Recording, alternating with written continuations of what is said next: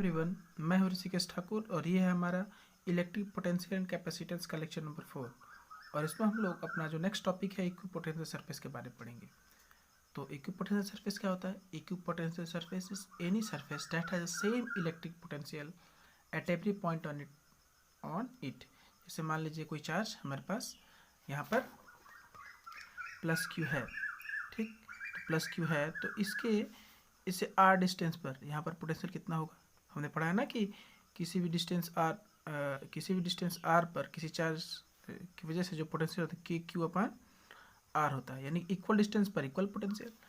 तो यहाँ पर आर डिस्टेंस पर यहाँ पर पोटेंशियल भी, यहाँ से भी आर डिस्टेंस पर यहाँ पर पोटेंशियल भी, यहाँ पर आर डिस्टेंस पर यहाँ पर पोटेंशियल भी, यहाँ पर आर डिस्टेंस पर यहाँ पर पोटेंशियल भी। ओके, यानी कि ये 2D में अगर हम लोग देखते हैं तो यह जो सरफेस हो जाएगा इन सबका अगर हम लोग लोकस ले लेंगे तो ये क्या हो जाएगा? ये जो है हमारा ये फिगर बनेगा, ये क्या बन जाएगा? एक ऐसा सरफेस बनेगा जहाँ पर हर एक पॉइंट पर पोटेंशियल क्या है, ये सेम हो जाएगा। तो ये हमारा इक्विपोटेंशियल सरफेस हो जाएगा। वहीं अगर हम लोग एक 3D स्पेस लेते हैं तो मान लीजिए कोई चार्ज क्यू है हमारे पास, तो इसके आर डिस्टेंस पर यहाँ पर, आर डिस्टेंस यहाँ पर, आर डिस्टेंस यहाँ पर, आर डिस्टेंस यहाँ पर, आर डिस्टेंस यहाँ पर, यानी कि किसी भी पॉइंट चार्ज की वजह से जो उसका इक्विपोटेंशियल सरफेस बनेगा वो जो होगा वह एक हमारा स्फेरिकल बनेगा। ओके, तो इक्विपोटेंशियल सरफेस क्या होता है? यानी कि any surface that has same electric potential at every point on it is called equipotential surface. अब एक मान लीजिए थोड़ा सा और डिस्टेंस हम कम करते हैं पॉइंट चार्ज की वजह से, तो यहाँ पर हम लोग ले लेते हैं। तो जैसे जैसे आर घटेगा तो पोटेंशियल क्या हो जाएगा? जैसे मान लीजिए यहाँ पर 10 वोल्ट अगर है पोटेंशियल, और यहाँ पर हम लोग थोड़ा डिस्टेंस कम कर लेते हैं, आर की वैल्यू को हम लोग कम कर लेते हैं और उसका लोकस ले लेते हैं। ये पॉइंट हो गया हमारा, ये पॉइंट हो गया, ये पॉइंट हो गया, ये पॉइंट हो गया। तो यहाँ पर भी एक ऐसा सरफेस होगा ठीक है, जिसके हर एक पॉइंट पर पोटेंशियल क्या होगा? इक्वल होगा। तो ये पोटेंशियल क्या हो जाएगा? आर घटा है तो ये हो जाएगा हमारा 12 वोल्ट या जितना भी आप ले लें, ठीक है। ये चार्ज पर डिपेंड करेगा ये। ओके, तो ये दोनों क्या हो जाएंगे हमारे? ये दोनों इक्विपोटेंशियल सरफेसेस हो जाएंगे किसी वजह से, एक पॉइंट चार्ज की वजह से। और 3D में ये ध्यान रहे ये स्फेरिकल होगा शेप में, ठीक है। हम 2D में बस बना रहे हैं इसको। अब कुछ चीज़ें ऐसी है जो हमें दिमाग में रखना है कि इक्विपोटेंशियल सरफेस क्या क्या हो सकता है। इक्विपोटेंशियल सरफेस क्या हो सकता है? किसी भी बॉडी का वो सरफेस हो सकता है। इक्विपोटेंशियल सरफेस पे भी the surface of a body और ए सरफेस इन स्पेस। जैसे ये प्लस क्यू चार्ज तो यहाँ पर, तो ये इक्विपोटेंशियल सरफेस कहाँ है? ये स्पेस में है, ठीक है। किसी सरफेस की ये बॉडी नहीं है। ओके, तो ये हम लोग अभी कर लेते हैं इसको अभी। ओके, तो the equipotential surface may be the surface of a body और a surface in space. Equipotential surface may be the surface of a body और a surface in space. Okay, तो जैसे हम लोग मान लेते हैं कोई हमारा चार्ज कंडक्टर है, इसका रेडियस आर है। यह है हमारा चार्ज कंडक्टर, इसका रेडियस हो जाएगा हमारा आर रेडियस का ये है। ओके, तो यहाँ पर पोटेंशियल कितना हो जाएगा? यहाँ पर V इज इक्वल टू के क्यू अपान आर। किसी भी चार्ज कंडक्टर के और ये जो है सरफेस भी ना, यहाँ पर आर रेडियस पर जहाँ कहीं भी आप देखेंगे, यहाँ पर इस पॉइंट पर, इस पॉइंट पर, इस पॉइंट पर, ये चारों तरफ पोटेंशियल क्या हो जाएगा? V हो जाएगा। तो हम लोग देखते हैं कि एक the surface of A charge conductor is an equipotential surface. तो यहाँ पर जो इक्विपोटेंशियल सरफेस स्पेस में है और यहाँ पर उसके सरफेस पर ही एग्जिस्ट कर रहा है इक्विपोटेंशियल सरफेसेस। ओके, तो अब हम लोग क्या देख लेते हैं, डिफरेंट तरह के चार्ज सिस्टम की वजह से हम लोग इक्विपोटेंशियल सरफेस कैसे बनते हैं वो अब हम लोग देखेंगे। और एक पॉइंट जो था थोड़ा इंपॉर्टेंट है उसको हम लोग देखते हैं। जैसे मान लीजिए कि ये हमारा इक्विपोटेंशियल सरफेस हो गया, तो इसमें प्लस क्यू चार्ज है तो इलेक्ट्रिक फील्ड डायरेक्शन किधर हो जाएगी? बाहर की ओर हो जाएगी। यहाँ पर इलेक्ट्रिक फील्ड डायरेक्शन किधर हो जाएगी? हमारा नॉर्मली या ये कह लें रेडियली आउटवर्ड हो जाएगा। ये डायरेक्शन कैसे हो जाएगी हमारी? Radially outward electric field. तो ऐसा हम लोग कह सकते हैं electric field is perpendicular to equipotential surfaces. जब भी इक्विपोटेंशियल सरफेसेस हो जाएंगे तो उसके परपेंडिकुलर हमारा हमेशा इलेक्ट्रिक फील्ड होगा। इसको हम लोग बाद में प्रूफ भी करेंगे। ओके, ये क्यों होगा ऐसा? इलेक्ट्रिक फील्ड जो है हमारा इलेक्ट्रिक पोटेंशियल से नॉर्मल क्यों होना चाहिए, इसको हम लोग प्रूफ करेंगे। तो हम लोग देखा ये पॉइंट चार्ज की वजह से इक्विपोटेंशियल सरफेस बने स्फेरिकल। अब हम लोग देखेंगे कि एक यूनिफॉर्म इलेक्ट्रिक फील्ड की वजह से इक्विपोटेंशियल सरफेस कैसा बनेगा। अब हम इसमें हम लोग क्या देखते हैं, डिफरेंट चार्ज सिस्टम के लिए जो इक्विपोटेंशियल सरफेस हम लोग कैसे ड्रा करेंगे वो हम लोग देख लेते हैं। जैसे मान लीजिए हमारा पॉइंट चार्ज हो गया, ये equipotential surface for a uniform electric field, equipotential surface of two equal and opposite charges, equipotential surface of two positive charges, जो दो पॉजिटिव चार्जेस के लिए, एक डाइपोल की वजह से और एक यूनिफॉर्म इलेक्ट्रिक फील्ड और एक पॉइंट चार्ज की वजह से। तो मैंने बताया था कि पॉइंट चार्ज से आर डिस्टेंस पर पोटेंशियल क्या होगा, बराबर होगा। तो इसके लिए जो पॉइंट चार्ज के लिए जो हमारा इक्विपोटेंशियल सरफेस कैसा हो जाएगा, स्फेरिकल हो जाएगा। ठीक है, स्फेरिकल। ओके, और इस पॉइंट चार्ज की वजह से इलेक्ट्रिक फील्ड डायरेक्शन किधर हो जाएगी हमारी, रेडियली आउटवर्ड।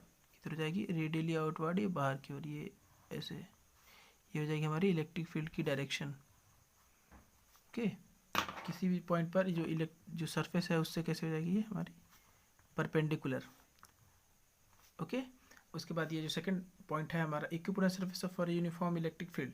अब किसी यूनिफॉर्म इलेक्ट्रिक फील्ड की वजह से हमारा इक्विपोटेंशियल सरफेस कैसा होगा, तो हम लोग देखते हैं कि यहाँ पर इसके हर एक पॉइंट, हर एक यहाँ पर, इस पॉइंट पर, यहाँ पर एक प्लेन क्या होगा, एक प्लेन बनेगा, जिस प्लेन पर अगर हम लोग कहीं पर भी हम लोग पोटेंशियल निकालते हैं तो उसकी वैल्यू क्या होगी। जैसे मान लीजिए ये एक हो गया हमारे पास ये वाला प्लेन, ठीक है, ये वाला प्लेन, ये वाला प्लेन, ये वाला प्लेन, हर एक प्लेन पर, ठीक है, हर एक प्लेन पर यहाँ पर क्या होगा, पोटेंशियल क्या होगा, इक्वल हो रहेगा, पोटेंशियल हमेशा बराबर होगा।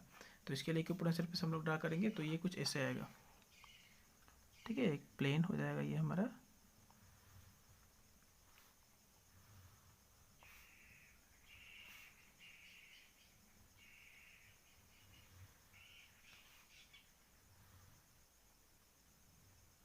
ओके। तो ये दोनों इक्विपोटेंशियल सरफेस हो जाएंगे इसके लिए। और जितना ही, जैसे मान लीजिए कि ये हो गया हमारा ये हो गया हमारा 10 वोल्ट और ये हो गया हमारा 8 वोल्ट।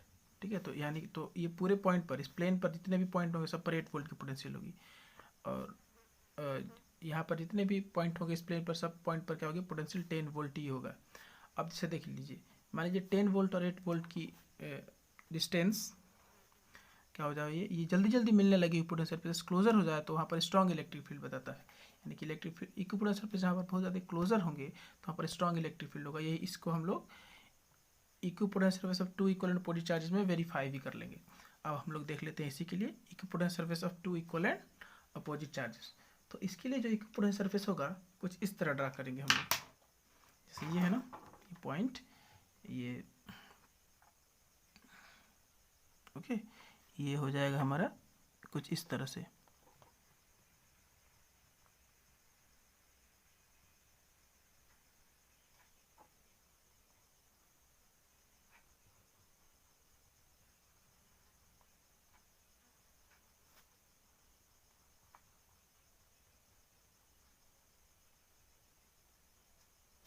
ओके, यहाँ पर हम लोग ड्रा करते हैं तो ये होगा कुछ इस तरह से हमारा।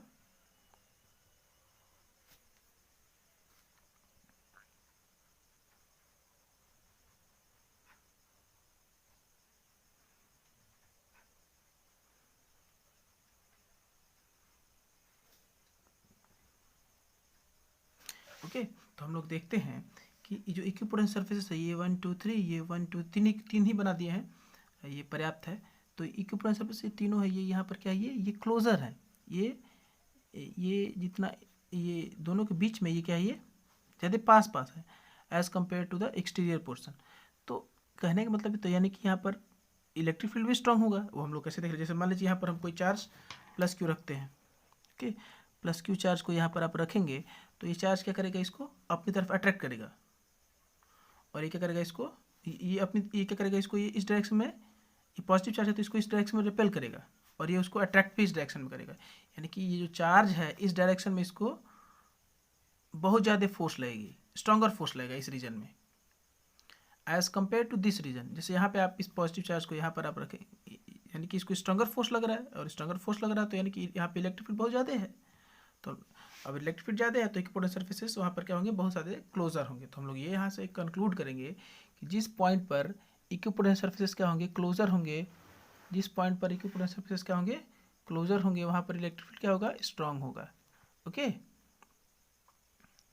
यहाँ पर जैसे आप देख लीजिए, यहाँ पर कोई पॉजिटिव प्लस क्यू चार्ज रखेंगे, हम थर्ड पर ही ले लेते हैं। यहाँ पर देखिए जो डिस्टेंस इतने कम में इस रीजन में मिल रहा है पोटेंशियल का डिफरेंस, उतना ही पोटेंशियल डिफरेंस ऑफ इतने ज़्यादा गैप पर मिल रहा है।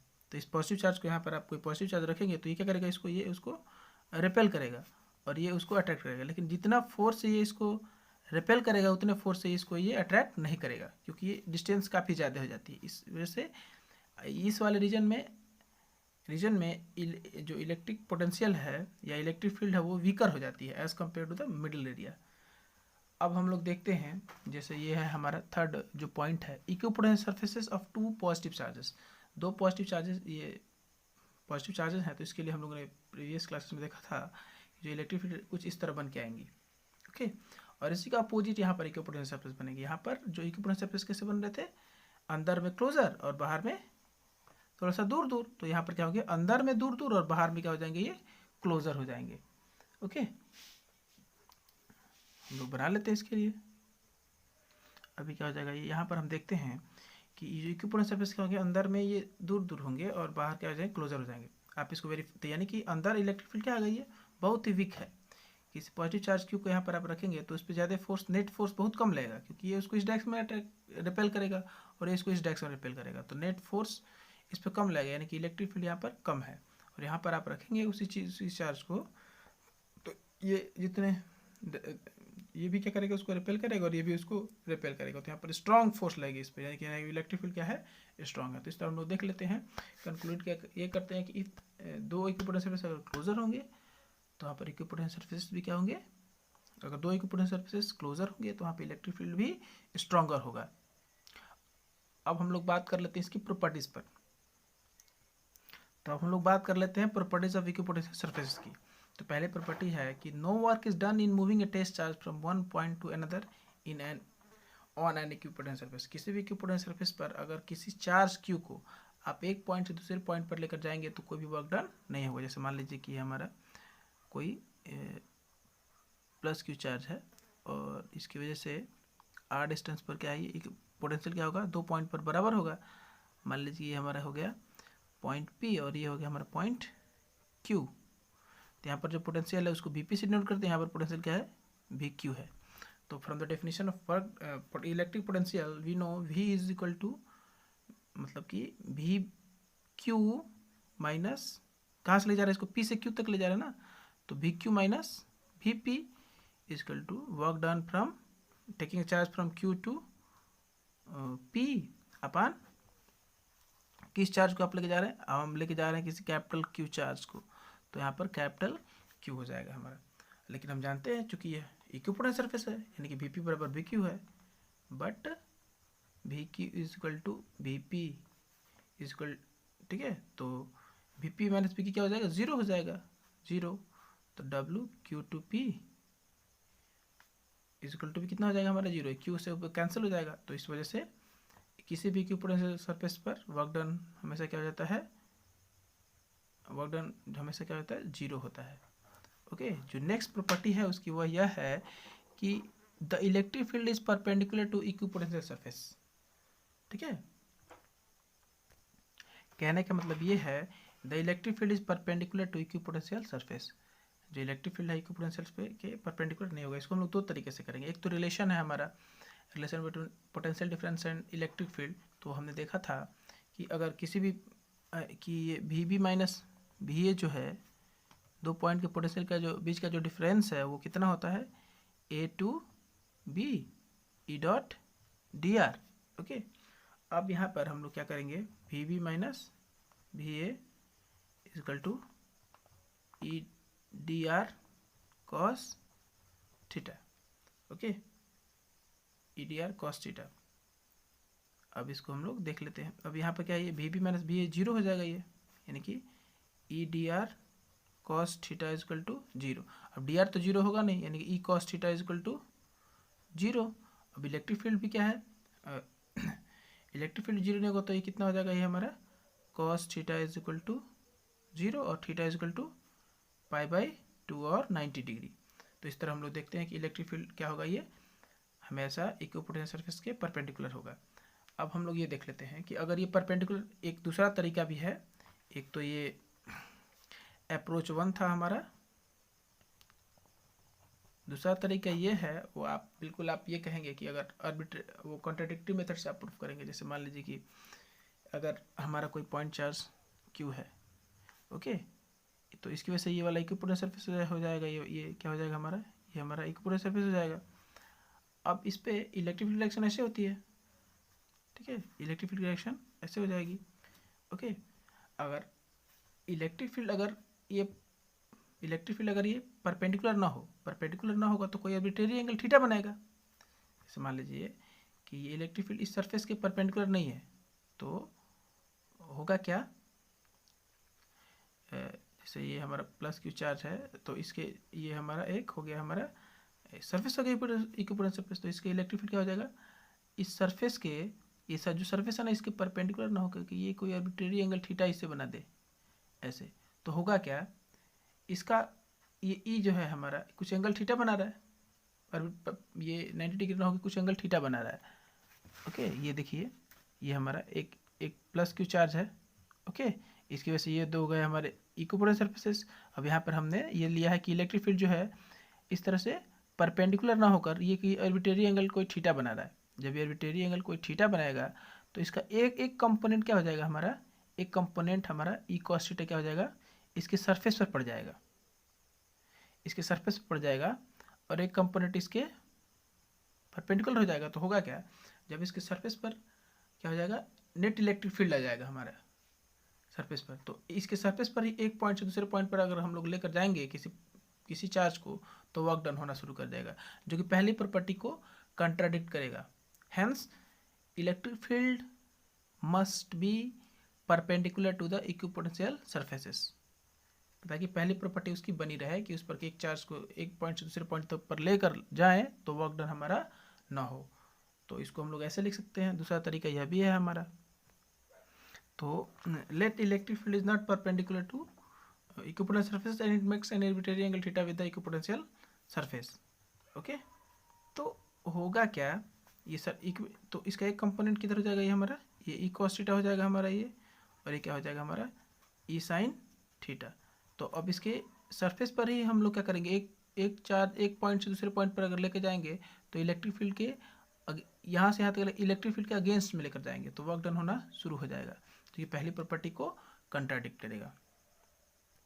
तो हम लोग देखा इस कंडीशन में cos component of electric field will lie on equipotential surface, and if a charge q is moved from one point to another on an equipotential surface, some work should be done which contradicts its property, hence electric field should be perpendicular to equipotential surfaces, okay। जो इसकी next property ये है कि दो equipotential surfaces कभी एक दूसरे को इंटरसेक्ट नहीं कर सकते हैं। तो जब ये two equipotential surface can never intersect each other, जैसे मान लीजिए कि ये हमारा कोई प्लस, ये हमारा कोई चार्ज क्यू है, तो अगर ये जो है हमारा पोटेंशियल, ये हो गया हमारा 10 वोल्ट का, उसके बाद जो है हमारा पोटेंशियल कितना हो जाएगा हमारा 8 वोल्ट का, ठीक है। ये कभी इंटरसेक्ट नहीं करते हैं। अगर मान लीजिए ये दोनों इंटरसेक्ट कर गए ऐसे और ये ऐसे, ये जो था हमारा कितना वोल्ट शो कर रहा था 10 वोल्ट, और ये जो था हमारा 8 वोल्ट शो कर रहा था। तो इस पॉइंट ऑफ इंटरसेक्शन पर क्या हो जाएगा, यहाँ पर वोल्टेज कितना होगा, यहाँ पर 10 वोल्ट भी होगा और 8 वोल्ट भी होगा, जो कि पॉसिबल नहीं है। एक पॉइंट पर दो पोटेंशियल नहीं हो सकते हैं, इसलिए दो इक्विपोटेंशियल सरफेस कभी इंटरसेक्ट नहीं करेंगे। तो यहाँ पर है क्यों नहीं इंटरसेक्ट करेंगे, ये two equipotential surface can never intersect each other because if they do so then at the point of intersection there will be two values of potential which is not possible, okay। This was all about the equipotential surfaces. Thanks for watching, have a nice day.